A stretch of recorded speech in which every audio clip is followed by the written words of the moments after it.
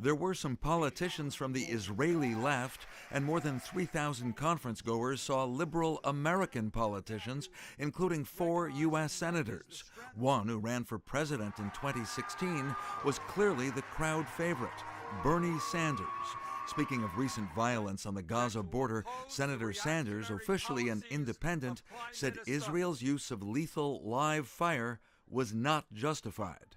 I have condemned Hamas's use of terrorist violence and will continue to do so.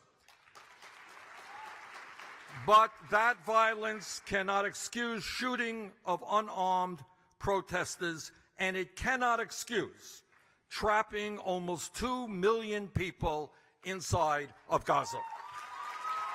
Sanders was cheered when he criticized Prime Minister Benjamin Netanyahu, but the senator said it's not Israel alone responsible for injustices. He singled out Crown Prince Mohammed bin Salman of Saudi Arabia, who recently spent about a month in the United States. I say to the Crown Prince and the other multi-billionaire leaders in the region, stop just talking about the poverty and misery in Gaza.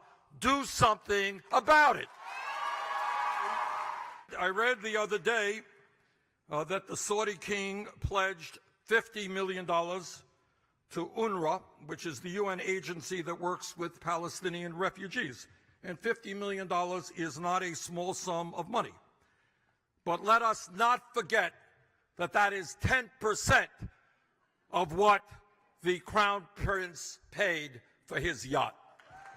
Also at the J Street conference, the crowd heard the Palestinian ambassador in Washington, Hussam Zomlot, declare that President Trump is wrong if he thinks he took Jerusalem off the table for peace talks. No solution and no Palestinian state, said the ambassador, without East Jerusalem as its capital.